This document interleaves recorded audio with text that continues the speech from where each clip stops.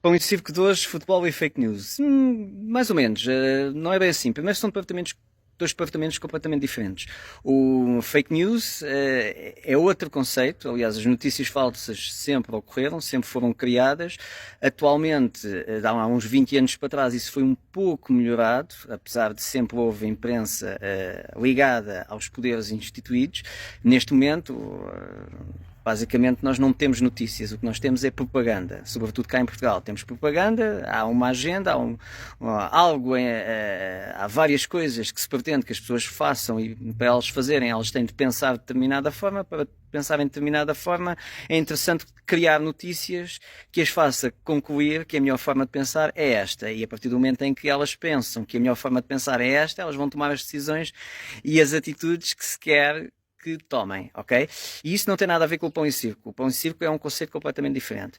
E o pão, se formos ver o pão de agora, se calhar será o pão mais crasso, será o plano de resiliência económica, a chamada bazuca, que na prática o que está a ser pago por nós, porque a maioria das pessoas nunca parou para pensar mas essa bazuca vem de onde? Esse dinheiro veio de onde? De onde é que vem esse dinheiro agora que está a ajudar a suposta economia? Esse dinheiro foi impresso, esse dinheiro foi criado.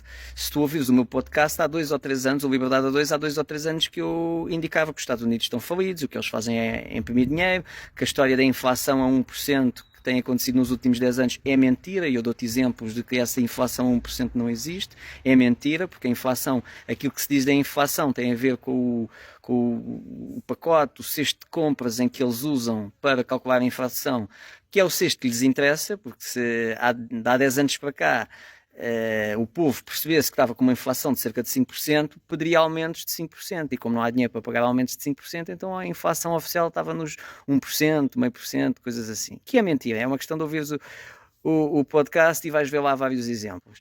E o plano de resiliência económica, a tal bazuca, na prática o que se criou foi imprime-se dinheiro e agora dá-se aos países para os países usarem numa série de apoios para fomentar a economia. Sendo que qualquer pessoa que conheça a lei da oferta e da procura, quanto mais aumentas a tua oferta, mais baixas o valor. Portanto, se tu aumentas a moeda circulante, é óbvio que o valor da moeda vai baixar. Como é que se mascara isso? Se os Estados Unidos imprimirem moeda e a Europa imprimir moeda, as duas estão a perder valor. Mas o valor, o rácio euro-dólar, continua mais ou menos o mesmo. Portanto, até não se está a perder tanto valor na cabeça das pessoas, na cabeça das tais notícias, que é a tal propaganda que colocam para nós a nível de os média tradicionais, mas na prática o poder de compra, a moeda tem desvalorizado abruptamente e, portanto, esta impressão de moeda, que agora já nem é imprimir moeda, é colocar uns números, uns zeros num sistema informático, é óbvio que vai desvalorizar a moeda. Como é que tu percebes que há uma grande desvalorização de moeda? Ou como é que essa desvalorização de moeda se traduz? É a inflação. Ou seja, as coisas ficam mais caras. Porquê é que as coisas ficam mais caras? Porque a moeda vale menos. Como é que os romanos imprimiam moeda? Era um conceito diferente, que era basicamente, em vez da moeda ser 100% prata, eles passaram a, primeiro faziam um metal menos nobre e depois cobriam a moeda com prata. Com o tempo, cada vez tinham menos prata para fazer moedas e eles queriam imprimir mais moeda, cada vez tinha menos esse metal, ou melhor, cada vez tinha mais esse metal e cada vez tinha menos prata a cobrir. E com o ouro fez a mesma coisa. E então, essa é a parte do pão, ou seja, imprime-se moeda para dar apoio, que na altura dos romanos era para dar pão e pagar a parte militar para manter o império. Essa é a parte do pão. A parte do circo, e para teres uma ideia o quanto era importante a questão do circo, eu fiz um vídeo já há um ano atrás em Mérida, que é o maior circo da Península Ibérica, criado pelos romanos, e os circos era o espetáculo mais importante, sobretudo quando foi essa expressão do pão e circo, na Roma Antiga. A seguir eram os gladiadores, mas o circo, não sei se sabes, o circo era aquelas corridas com cavalos e umas carruagens só para 2 pessoas, e eram corridas absolutamente sangrentas, onde quase não havia regras, e isso era o circo. E para teres uma ideia do quanto era importante, eles construíam estádios enormes para fazer essas corridas, e o circo era gratuito. Tal como os gladiadores era gratuito. Imagina o que era traduzido agora para a realidade portuguesa, era se o Estado criasse o estádio, se o Estado criasse o estádio do Benfica, construísse o estádio do Benfica, o estádio do Porto, o estádio do Sporting, e os jogos fossem gratuitos. Para quê? Para distrair as pessoas. E o circo é muito importante, tem esse papel fundamental, que é distrair as pessoas, porque eles eram era um poder que estava lá a conquistar, e estavam basicamente a roubar os recursos daquela terra, e o circo tem um papel fundamental, tinha um papel fundamental, ainda tem agora, que é distrair as pessoas. E há várias estruturas importantes no circo, para além de haver aquele confronto e mostrar o poder que tu confrontas, desde que esteja dentro das ordens da pessoa que estava a representar César, a representar o imperador, ou então do imperador, quando era em Roma. E, portanto, desde que tu estivesses dentro das ordens de Roma, tu tinhas aquela experiência de guerra, mas sem estar na guerra. O que tu vias era combates, e tu criavas, basicamente as pessoas criavam os seus favoritos. E depois existe sempre aquele conceito de dar-te a ilusão que tens poder.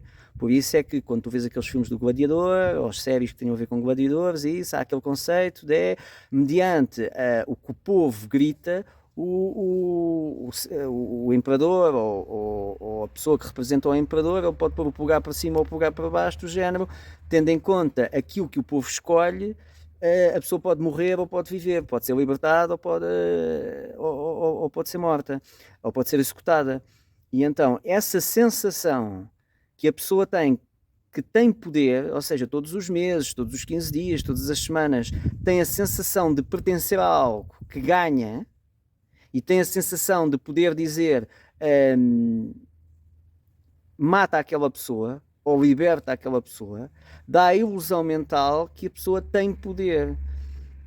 E essa ilusão mental que tem poder desvia do que realmente está a acontecer, que é, há aqui alguém que está-me a roubar e está, e está a tirar todas as riquezas da minha terra para o seu proveito.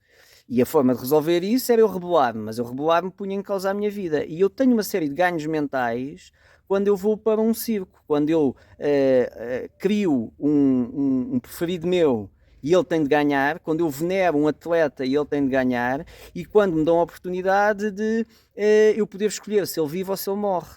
E então, traduzindo isto, o futebol é um exemplo, qualquer desporto é um exemplo, né? O futebol cá em Portugal é o que gera mais dinheiro e que tem mais mediatismo, não é? E então tu tens, quando pertences a uma claque, tu tens aquele poder, ou pertences a um grupo, não é? Nós dizemos ganhamos, ou até se formos uma coisa que é mais transversal, que é a seleção, não é? Ganhamos, somos campeões. Nós não somos campeões de nada. Quem é campeão são os jogadores. Eles é que treinaram, bateram-se e ganharam. Eles é que são os campeões. Portugal não é campeão. Quem é campeão são os jogadores. O Benfica não é campeão. Ou melhor, nós não, se és benfiquista, tu não és campeão. Tu não ganhaste o campeonato. Quem ganhou foram os jogadores. Mas tu sentes, ficas com aquela sensação que ganhamos, somos os maiores, somos Portugal, somos Benfica, somos o Porto, ninguém nos para. Não, ninguém nos para porquê? Porque estiveste no sofá a comer pipocas, a beber umas jolas, e aqueles tipos que estavam a jogar e que treinam e não sei o quê, é que ganharam.